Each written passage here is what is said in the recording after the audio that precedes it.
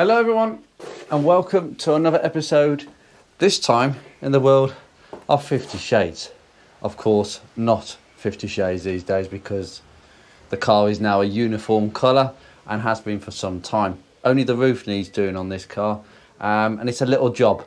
Now this is a part that has been replaced on this car previously, but I did it many years ago where I was skimping out on certain parts, but also I didn't have access to the right Ford parts numbers.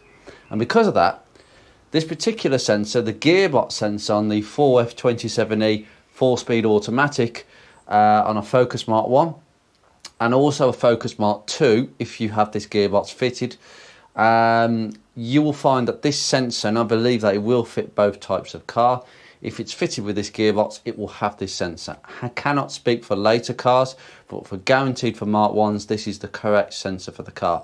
And I've managed to locate a genuine one, as you can see in the thumbnail. It costs £40, and I thought, yep, let's go for it. Because I have been trying to slowly change all the sensors on 50 Shades, slowly but surely, for genuine ones.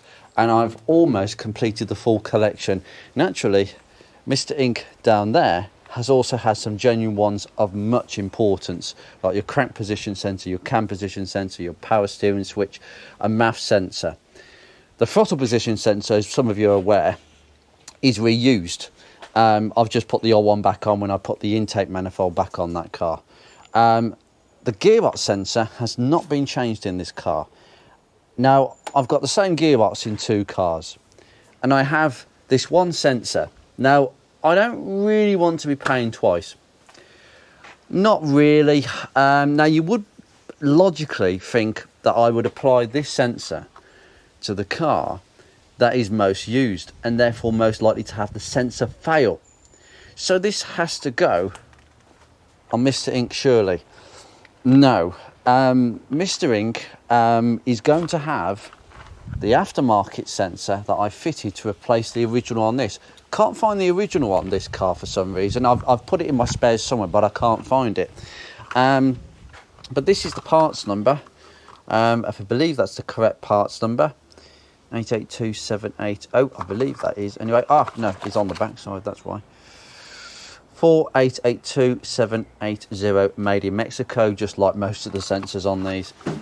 It is quite a big fat sensor, and it goes at the back of the engine on both models in exactly the same place at the rear end of the output shafts, where the CV joints and drive shafts connect to the back of the gearbox.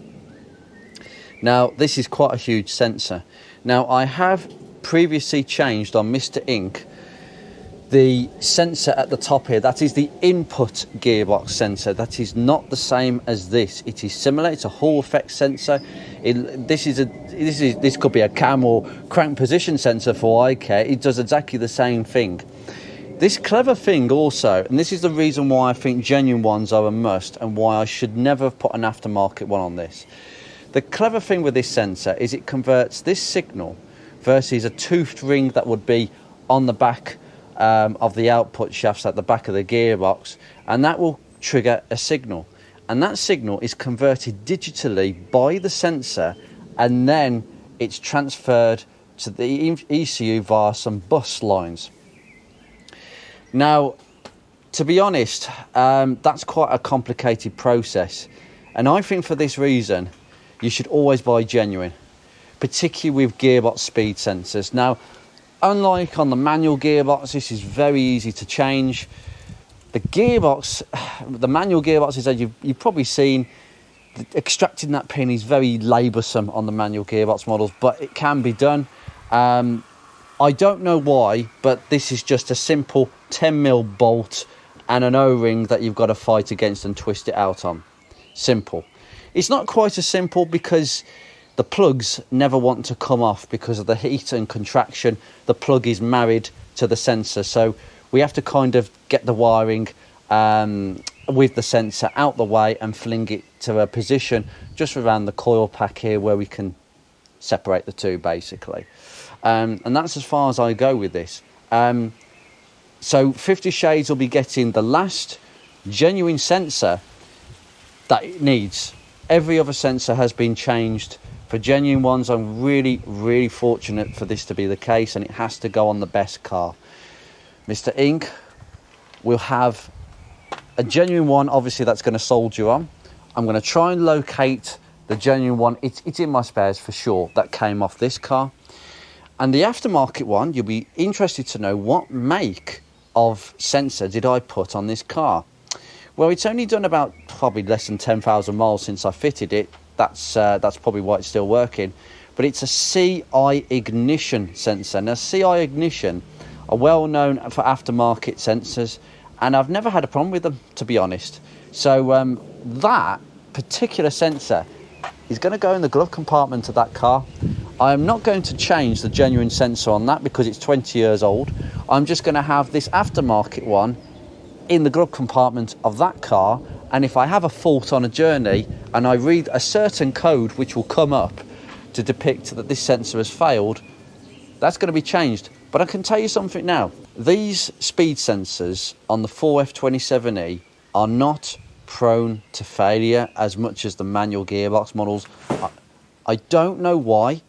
Don't even ask me. They should, because effectively they're the same type of Hall effect sensor. Maybe it's because there's less automatics. Maybe that's the reason. But I've never known one to fail on me. Fingers crossed. I'm sure Mr. Inkle will prove that one with a 20-year-old one that's still soldering on. But it's still good to change it, because I don't trust any sensor at this kind of age. They start reading erratically, or they'll just completely fail on you. So anyway, I'm going to get on with this job and get the old one loose. Right, you join us down the backside, and excuse me, I've got the light dangling there.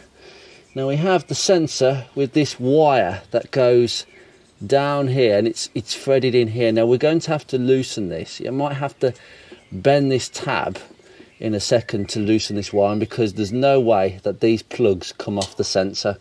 So you will have, I think, an 8mm, and they can be quite I've never known one to be overly tight, to be honest, and that is as simple as what it gets. You just need a short 8mm. Don't have a deep, because it will just keep hitting the heat shield. There's not enough room for that. And just continue to wind this out. Ooh, it's quite a long one, this. There we go. Just extract that. Okay, so now I'll just put you in here. We should be able to wiggle this out. Yeah, it will turn. Okay, come on. Just take your time. There we go. Oh, that's come out now. There will be some transmission fluid that might come out here. Okay, now put the new sensor in quick. There we go, that's in. Done. Now the reason you do that is you're going to lose automatic transmission fluid. You might see that I've lost a bit of transmission fluid down there. You have to be quick.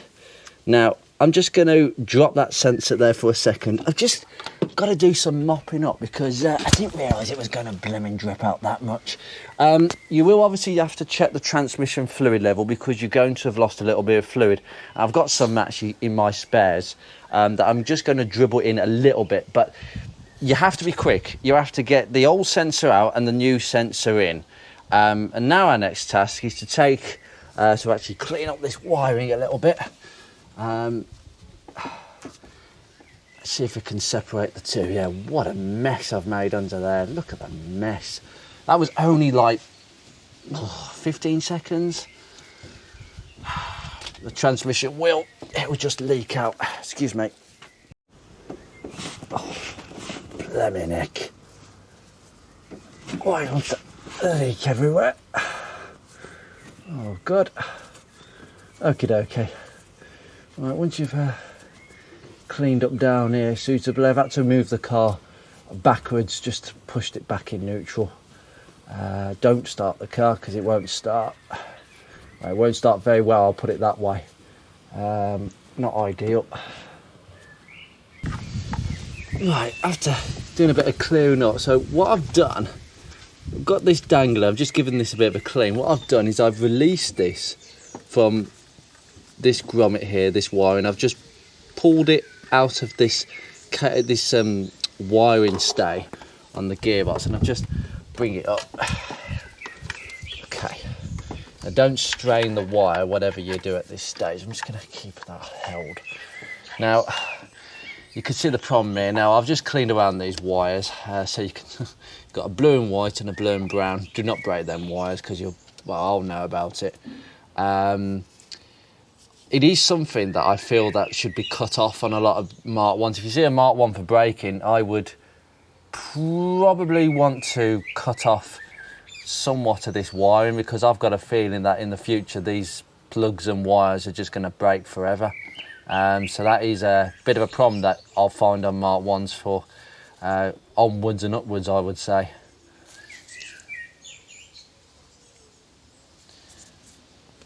But essentially, I'll just hook you in and just keep you there. Okay, so we've got this plug here. Just got to work this out, because looking down there is very, very dark unless you've got some lighting. And I think you've just got to pull this. God, this is tight. There's no way.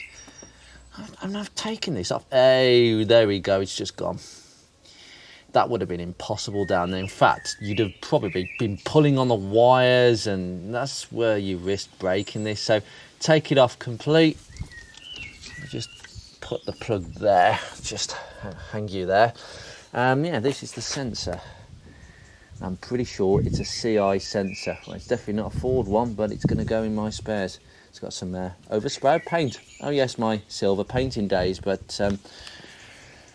100% is that going there. Now I just need to basically put this bolt back in. Let's just line the bolt in.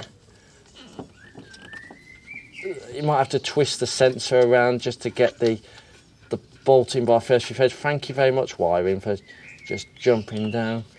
Don't rush this, whatever you do. Oh, there we go. I've just found the thread. There we go. That's going in by hand now. Sorry if you can't see too much of this, but it's honestly, we're high up, and this is always on the floor. It feels like I can only just stretch, and if you've got a bad back, sometimes I'd recommend doing this on the bottom side. You can do this on the bottom side. And on Mr. Ink, I'll show you how little space we've got.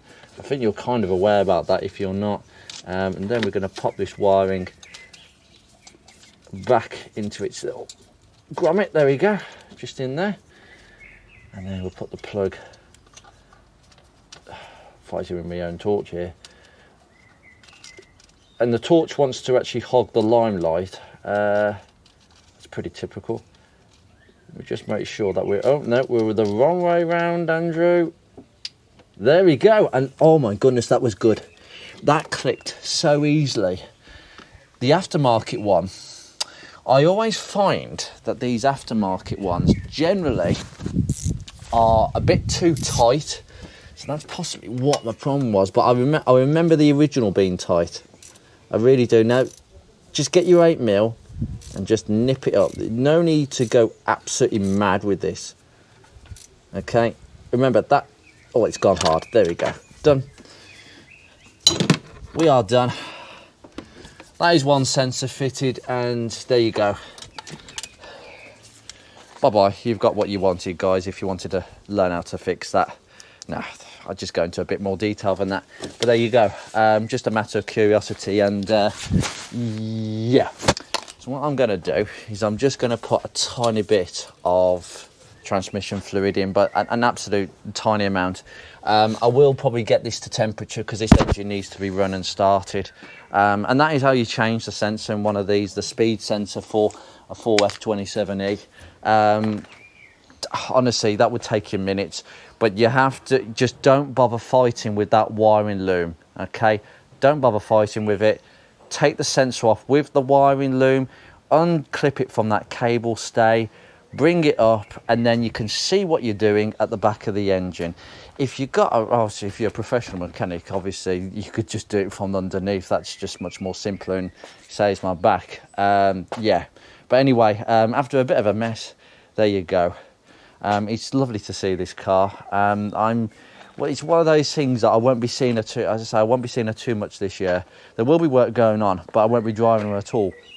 And I've got to move her forwards and backwards just to make sure we don't get flat spots on these tyres.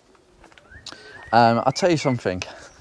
You go from Mr. Ink's very rare versatility pack interior, which has its own natural charm, but there is something about leather seats and a Mark 1, and this car has the windows are locked. I don't even open the windows any a little bit in this garage, and the leather interior just smells unbelievable. In fact, now I see the difference when I go from one car to the next, and it's a cut up above any Mark. I think there's only a few Mark 1s that I've seen that would be anywhere near this, but it's taken years of hard work to get to this point, including rebuilding and redying these seats.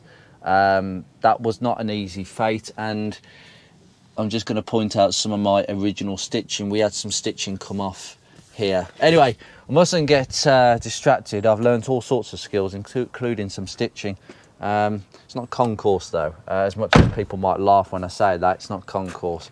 I don't think it is quite concourse compared with some of the cars that I've seen, especially on the Ford scene. The trap is obviously, I'll just shut that just in case a bit of dust goes in. If you spend too much money on your Mark 1 or any Ford or any car, it doesn't have to be anything, and you've made it so good that you don't want to take it out the garage, or if you do, it's on the back of a trailer going to a show to appear in a concourse competition. You know, I've got one rule actually. There shouldn't really be a thing as concourse, because if a car is concourse, then it's not driven, or it doesn't want to be driven, or if it is, it's only down the road and back to that particular show. And that's a sad thing, because cars are meant to be driven. It's a bit of a trap that a lot of people fall into, and I'm determined not to do that with this. And there's still going to be some tiny rough edges to this, just to make me think actually I can drive this, even if it's seldomly used from time to time. Yeah, I don't want to be in that situation. Anyway, I will leave you be. You take care, guys, and I shall see you in another episode. Take care.